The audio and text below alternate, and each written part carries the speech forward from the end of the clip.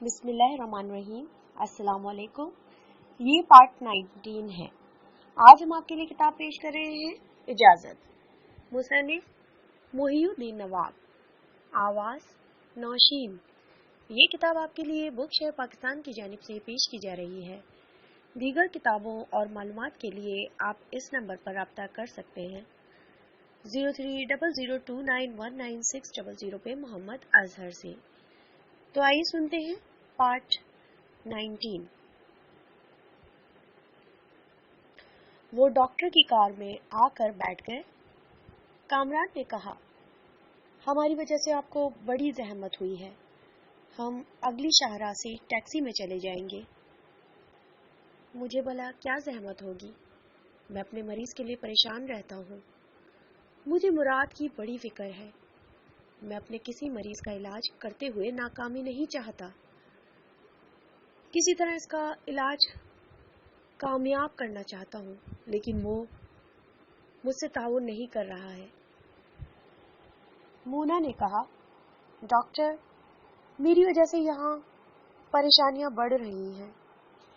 سوچتی ہوں جب میں اپنے شوہر کی بیوی بن کر نہیں رہ سکتی تو یہاں کیوں رہنا چاہتی ہوں؟ مجھے یہاں سے چلے جانا چاہیے۔ مسز کامران، پلیز ایسا فیصلہ نہ کریں، وہ بے موت مار جائے گا۔ وہ تو مر ہی رہا ہے، ہم آپ کیا کر سکتے ہیں؟ ڈاکٹر مریض کی آخری سانس تک مایوس نہیں ہوتا، اسے بچانے کی کوشش کرتا ہے۔ میں بھی بچانے کی کوشش کروں گا، بشرطے کہ تم تعاون کرتی رہو۔ مجھے افسوس ہے، میں دو میں سے کوئی ایک راستہ اختیار کر سکتی ہوں، یا تو واپس چلی جاؤں یا قانون کے محافظوں کے سامنے اس بات کا اقرار کر لوں کہ میں نے یہاں قانون کے خلاف قدم رکھا ہے۔ میں کسی ایسے کامران مرتضیٰ کی بیوی نہیں ہوں جو پہلے رضا مراد تھا۔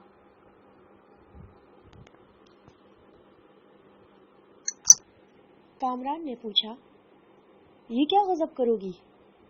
تمہیں جیل ہو سکتی ہے، تمہارے ساتھ میں اور مراد بھی فراڈ کے کیس میں دھر لیے جائیں گے۔ اسی لیے تو کہتی ہوں، صبح کا بھولا شام کو گھر آ جائے تو بھولا نہیں کہلاتا۔ ہم نے جو غلطی کی اس کی تلافی خود ہی کر لیں۔ میں یہاں سے چپ چاپ چلی جاؤں تو بہتر ہوگا۔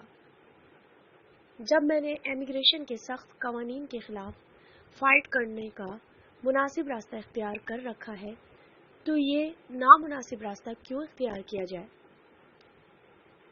میں جلد سے جلد چلی جاؤں گی۔ نہیں مونا، تم نہیں جاؤ گی، میں یہاں تمہیں دیکھ کر جی رہا ہوں۔ صفحہ نمبر 208۔ وہ ایک گہری سانس لے کر بولی، ہمارے مذہب میں اس لیے پردے کی اہمیت کا احساس دلایا گیا ہے کہ کسی کو نہ دیکھو، دیکھتے رہو گے تو حصول کی تمنا شدت اختیار کرے گی۔ میں واپس چلی جاؤں گی، تمہاری نگاہوں سے پردہ کر لوں گی تو تمہیں بھی صبر آ جائے گا۔ وہ ہاسٹل کے سامنے گاڑی سے اتر گئی۔ ارادہ تھا کہ پاکستان جانے کے لیے طیارے میں سیٹ حاصل کرنے کے لیے فون سے معلومات کرے گی، لیکن وہ ہاسٹل میں پہنچی اور شکنتلا کے سامنے اپنے فیصلے کا اظہار کیا تو وہ بولی، تمہارے جانے سے ہمارے لیے کوئی فرق نہیں پڑے گا۔ جس انداز میں تم لکھ رہی ہو اور حساس دلوں کو متاثر کر رہی ہو، یہ قلمی جہاد پاکستان میں رہ کر بھی جاری رکھ سکتی ہو، لیکن جانا ہے تو پرسوں کے بعد کسی دن بھی جا سکتی ہو۔ پرسوں ہم تمام ایشیائی باشندے امیگریشن کے سخت قوانین کے خلاف جلوس نکال رہے ہیں، تمہارا اس میں شریک ہونا ضروری ہے۔ مونا کی مصروفیات بہت زیادہ بڑھ گئیں۔ جلوس کو ترتیب دینے، ایشیائی ممالک کے سفارت خانوں اور برطانوی حکام تک اپنی آواز پہنچانے کے سلسلے میں نظم و ضبط، قائم رکھنا ضروری تھا۔ اسی کے لیے لاہے عمل تیار کیا جا رہا تھا۔ کچھ لوگ مونا اور شکنتلا سے ملنے ہاسٹل آئے تھے۔ مونا رات کے 10 بجے تک ان کے ساتھ مصروف رہی، پھر وہاں سے اپنی ڈیوٹی پر چلی گئی۔ اس دوران اس نے فون کے ذریعے معلوم کیا چوتھے دن کی فلائٹ میں اسے ایک سیٹ مل سکتی تھی۔ اس نے شکنتلا کو اس سلسلے میں رقم دی تاکہ وہ اس کے لیے ٹکٹ لے کر رکھ لے۔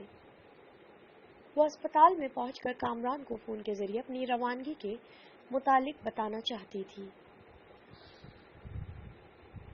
وہاں انکوائری کاؤنٹر پر پہنچتے ہی پتہ چلا کامران کا فون ہے، وہ اسے پوچھ رہا ہے۔ اس نے ریسیور اٹھا کر کہا، میں ڈیوٹی پر آ گئی ہوں، تمہیں فون کرنا چاہتی تھی، اچھا ہوا تم نے ہی کر لیا، میں نے اپنے لیے سیٹ ریزرو کرا لی ہے، چوتھے دن کی فلائٹ سے جا رہی ہوں۔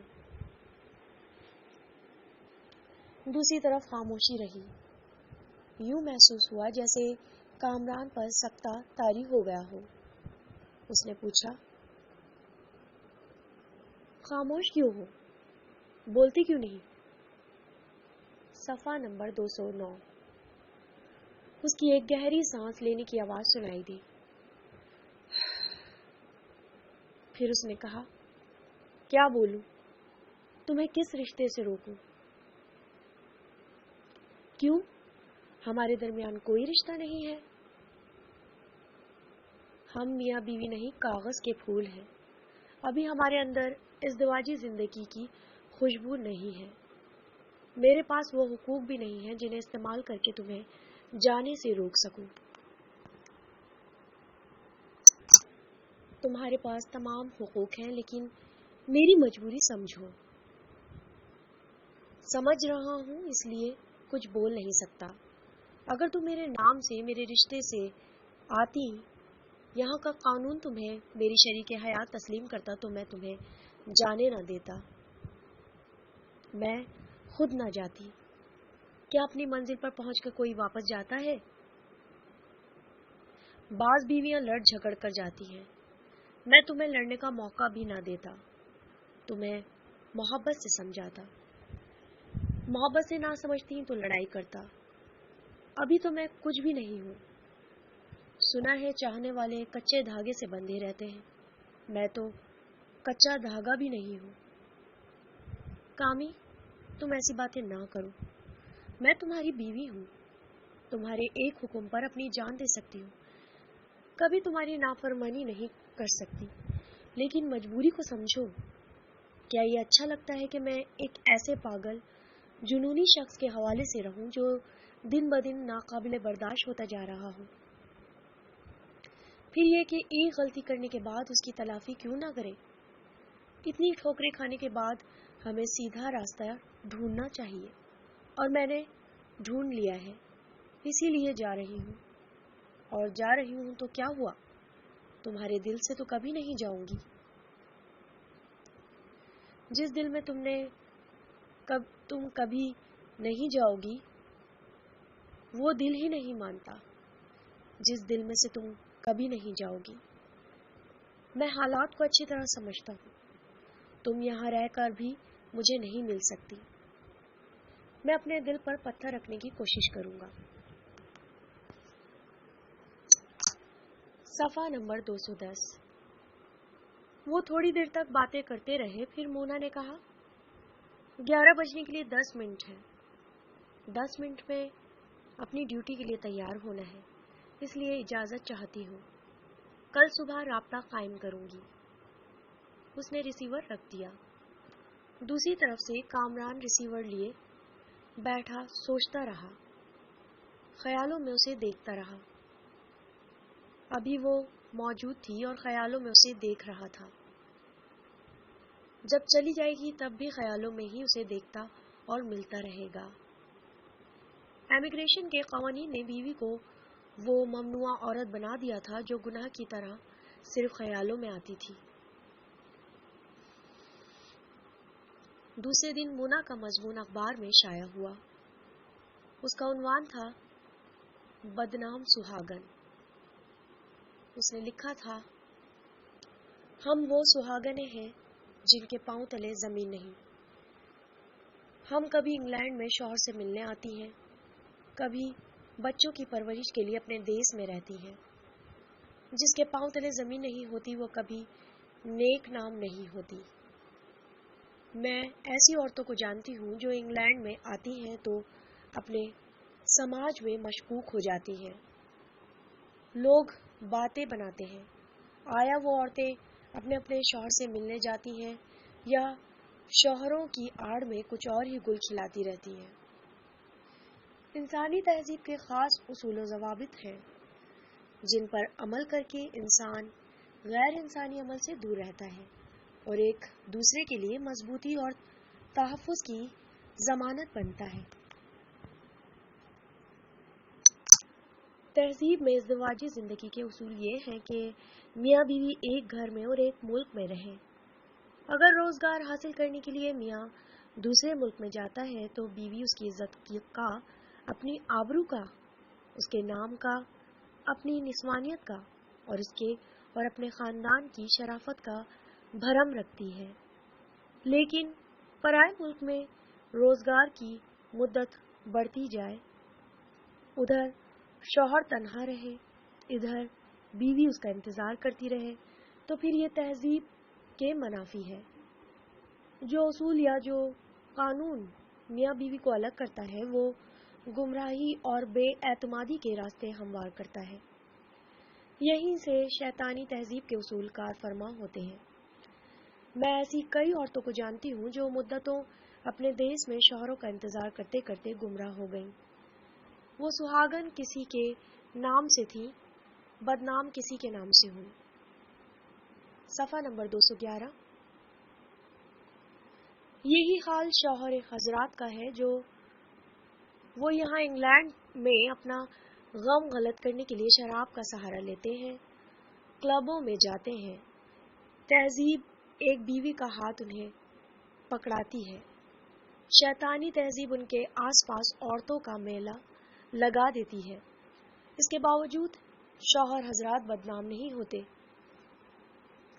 बदनाम तो सुहागनें होती हैं, ख्वाह वो पारसा रहे या अपनी पारसाई को ठेस पहुंचाए। ठेस पहुंचाने में इस कानून का हाथ है जो मियाँ बीवी को एक दूसरे से अलग करता है। हविस, इक़्तिदार या सियासी मसलहतों की बिना पर सरहदी लाइन खींचकर मुल्कों को तकसीम करने वाली बातें तो समझ में आती हैं, लेकिन मियाँ बीवी के मोहब्बत भरे रिश्तों के दरमियान सरहदी लाइन खींचने की बात किसी की समझ में नहीं आ सकती। कानून बेशक इंसानी भलाई के लिए है, फिर ऐसा कानून क्यों बनाया जाता है जो इंसानों के दरमियान बुराइयां पैदा करता चला जाए? अगर हुकूमत बरतानिया बैरूनी ममालिक से और खुसूसन एशिया से आने वालों का तहफ़्फ़ुज़ करती है, उनकी फलाह बहबूद के लिए सोचती है और उनके लिए कवानीन मुरतब करती है, तो पलक झपकते ही ये तमाम बुराइयां और बदनामियां ख़त्म हो सकती हैं। सिर्फ एमिग्रेशन की नींद में ज़रा सी लचक पैदा कर दी जाए। दूसरी सुबह मूना ने वादे के मुताबिक फ़ोन किया। कामरान ने पूछा, टिकट हो गया? अभी तो मैं ड्यूटी से ऑफ हुई हूँ, यहीं से फ़ोन कर रही हूँ। शकुंतला का फ़ोन आया था, उसने टिकट के मुतालिक कुछ नहीं बताया। कह रही थी कि मैं हॉस्टल आऊंगी तो मुझसे तफसीली गुफ्तगू करेगी। वैसे मैंने शकुंतला से बल्कि यहाँ की बहुत सी औरतों और मर्दों ने एक नया मंसूबा बनाया है। इस मंसूबे के मुताबिक हम हुकूमत बरतानिया के सामने ये इंकशाफ कर रहे हैं कि एमिग्रेशन के मुखालफाना कवानीन के बाइस यहाँ कितनी ही औरतें और मर्द, कितने ही मर्द गैर कानूनी तौर पर आए हुए हैं। कल अखबारात के जरिए इंकशाफ होगा और हम जुलूस में भी इसी किस्म के प्ले कार्ड्स उठाए रखेंगे। सफ़ा नंबर 212। कामरान ने परेशान होकर पूछा, کیا تم خود کو ایکسپوز کرو گی کہ کسی فرضی کامران مرتضی کے حوالے سے یہاں آئی ہو؟ بے شک میں اعتراف کروں گی۔ یہ کیا حماقت ہے؟ اس طرح تو مراد جیل چلا جائے گا، تمہیں بھی حراست میں لیا جائے گا۔ ہمارے ملک کے سفارت خانے کے افسران بھی ہمارا محاسبہ کریں گے۔ کامی، آدمی ڈرتا ہے تو پھر ڈرتا ہی رہ جاتا ہے۔ پہلے میں ڈرتی تھی کہ اپنے ملک میں رہ کر تم سے کس طرح جدا رہوں گی، لیکن یہاں آ کر تمہارے قریب رہ کر بھی تم سے الگ رہنے لگی تو حوصلہ پیدا ہو گیا۔ اب میں تم سے الگ ہوں، اپنے حقوق کے لیے جدوجہد کر رہی ہوں۔ اس طرح مجھ میں واپس جانے کا حوصلہ پیدا ہو گیا ہے۔ تم کچھ زیادہ ہی حوصلہ مند ہوتی جا رہی ہو۔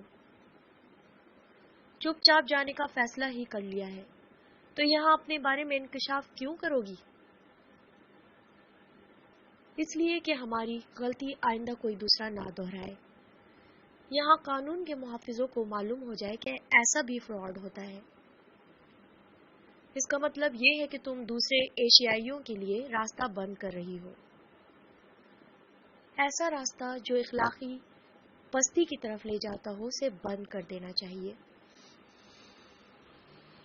یہ راستہ یوں بھی بند کر سکتی ہو کہ چپ چاپ یہاں سے واپس چلی جاؤ، وہاں جا کر اخبارات میں لکھو کہ میاں بیوی مجبور ہو کر فرضی میاں کا چکر چلاتے ہیں اور اس کے نام سے، اس کے حوالے سے اپنی بیوی کو لندن بلاتے ہیں۔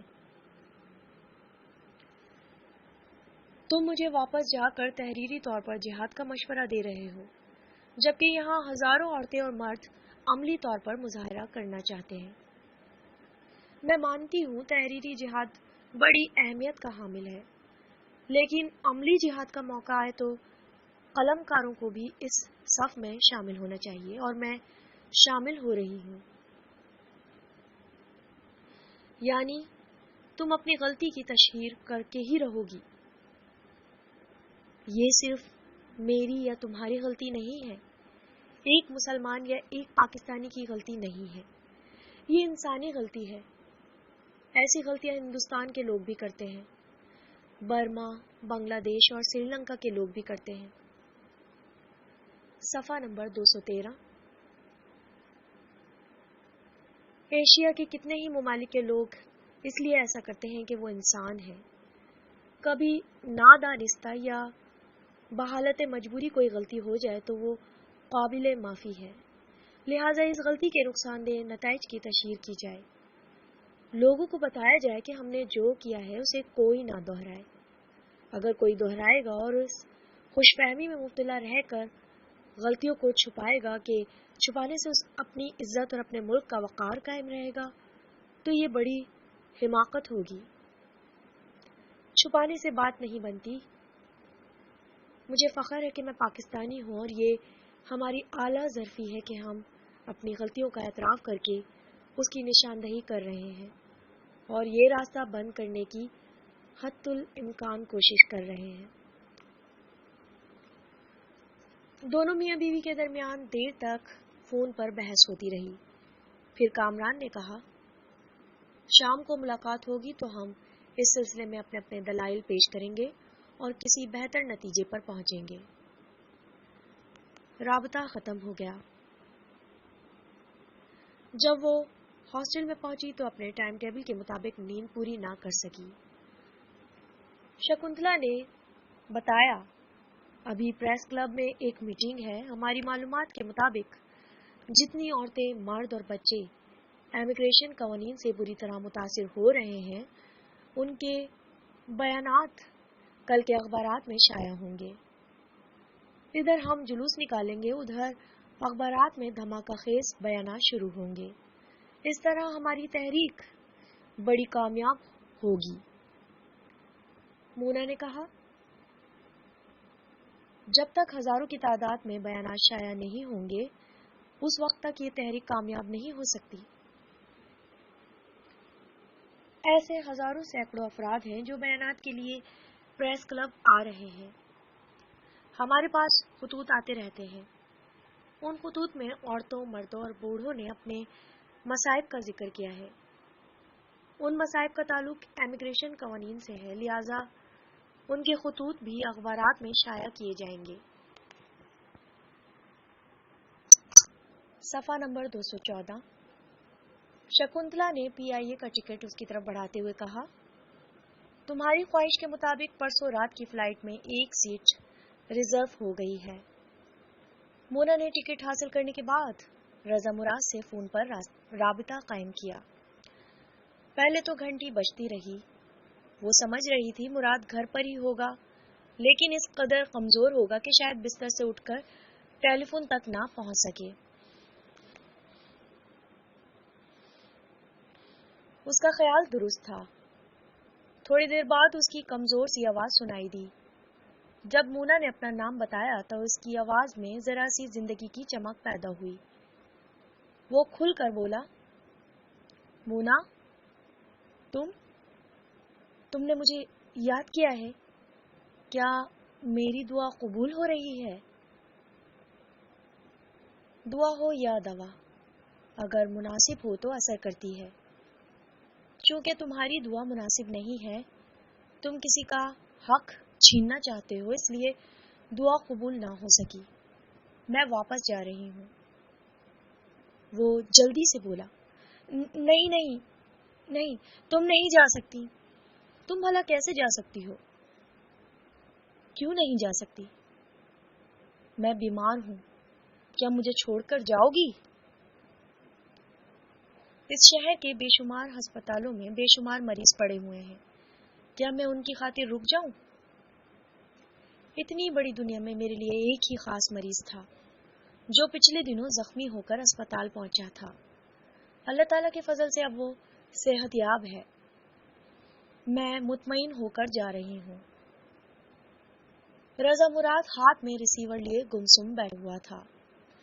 اس کے ہاتھ میں کانپتا ہوا ریسیور اس بات کا غماز تھا کہ اسے اندر ہی اندر غصہ آ رہا ہے اور وہ برداشت کرنے کی کوشش کر رہا ہے۔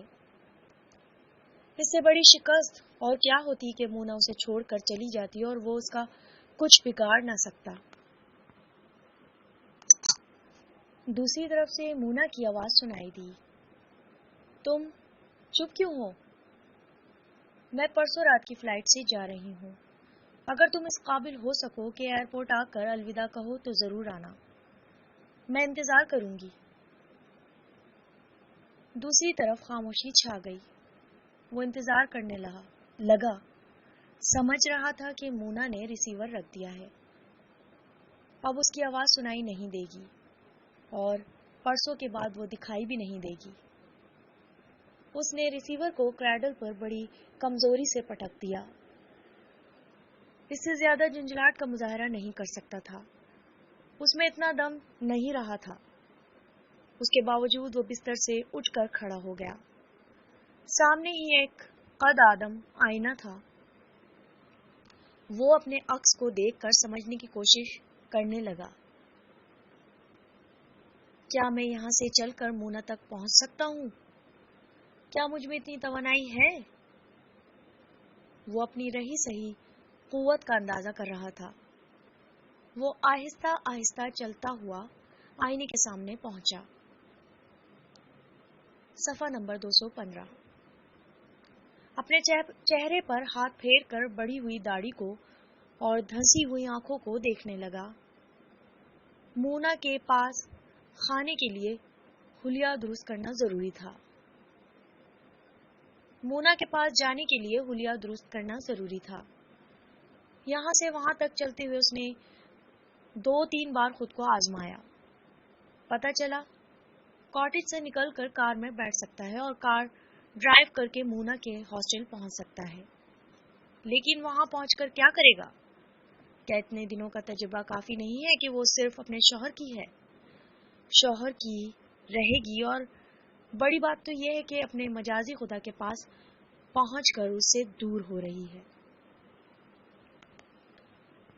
مراد یہی سوچ کر جھنجلا رہا تھا۔ اس کے دور جانے سے کیا ہوتا ہے؟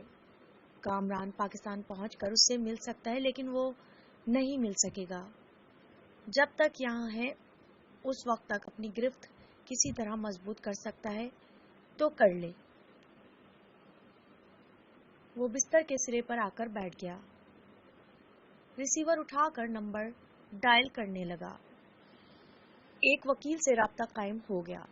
اس نے کہا، میں رضا مراد بول رہا ہوں، آپ نے میرے کاروبار کے سلسلے میں اکثر میرا ساتھ دیا ہے۔ اب ایک ذاتی معاملے کے سلسلے میں بات کرنا چاہتا ہوں، لیکن اتنا بیمار ہوں کہ آ نہیں سکتا ہوں۔ کوئی بات نہیں، میں شام کو آپ کے پاس آؤں گا۔ شام تک بہت دیر ہو جائے گی، میں فوری طور پر آپ سے گفتگو کرنا چاہتا ہوں۔ صفحہ نمبر 216۔ آپ نہایت مختصر طور پر بتائیں، معاملہ کیا ہے؟ میری بیوی میری مرضی کے خلاف پاکستان واپس جانا چاہتی ہے۔ میں اسے کس طرح روک سکتا ہوں؟ میں بیمار ہوں، کیا وہ قانوناً مجھے چھوڑ کر جا سکتی ہے؟ آپ کی بیماری کے دوران جانے کا مطلب یہ ہوا کہ آپ کے درمیان کشیدگی ہے، لہٰذا یہ کشیدگی باہمی سمجھوتے سے دور ہو سکتی ہے۔ اگر معاملہ طول پکڑے تو پھر یہ بات عدالت تک پہنچے گی۔ اس وقت تک وہ جا چکی ہوگی۔ اس سے کیا ہوتا ہے؟ مقدمہ چلے گا تو اسے پیشی پر حاضر ہونا پڑے گا۔ میں اسے یہاں کی عدالت میں نہیں بلا سکتا۔ کیوں نہیں بلا سکتے؟ آپ مجھے صاف صاف بتائیں۔ وہ کسی دوسرے کی بیوی ہے، میں اسے اپنی بیوی بنانا چاہتا ہوں۔ وہ میرے نام اور حوالے سے یہاں آئی ہے، لیکن پاکستان چلی جائے گی تو قانونی اور مذہبی لحاظ سے صرف اس کی بیوی ہوگی جس سے اس کا نکاح پڑھایا گیا ہے۔ پھر تو بات ختم ہو گئی۔ آپ اسے کسی طرح نہیں روک سکیں گے۔ اگر آپ نے زبردستی کی اور اس نے آپ کے خلاف بیانات دیے تو آپ آہنی سلاخوں کے پیچھے ہوں گے، کیونکہ آپ نے پرائی بیوی کو اپنے نام اور حوالے سے بلا کر یہاں کے امیگریشن قوانین کی نفی کی ہے۔ وہ غصے سے بولا، آپ مجھے ہی مجرم ٹھہرا رہے ہیں۔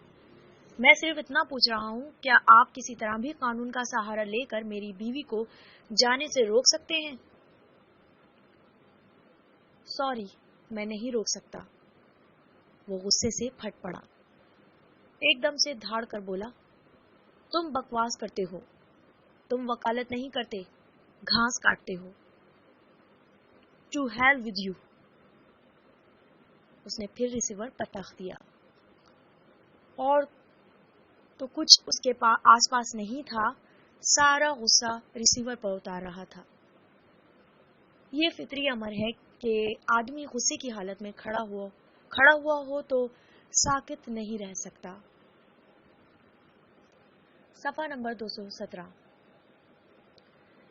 بے اختیار ٹہلنے لگتا ہے۔ وہ ٹہلتا ہوا بستر کے آئینے کی طرف گیا، پھر وہاں سے واپس آیا تو یکلخت خیال آیا کہ بیمار ہے، کمزور ہے، ناتواں ہے، چلنے پھرنے کے قابل نہیں ہے۔ وہ دھپ سے بستر پر بیٹھ گیا، یوں ہانپنے لگا جیسے دور سے دوڑتا آ رہا ہو۔ تھوڑی دیر تک وہ یوں ہی ہانپتا رہا اور سوچتا رہا، میں بہت کمزور ہو گیا ہوں، اس طرح غصہ کھا کر اسے زور زبردستی سے روک نہیں سکتا، مجھے عقل سے کام لینا چاہیے۔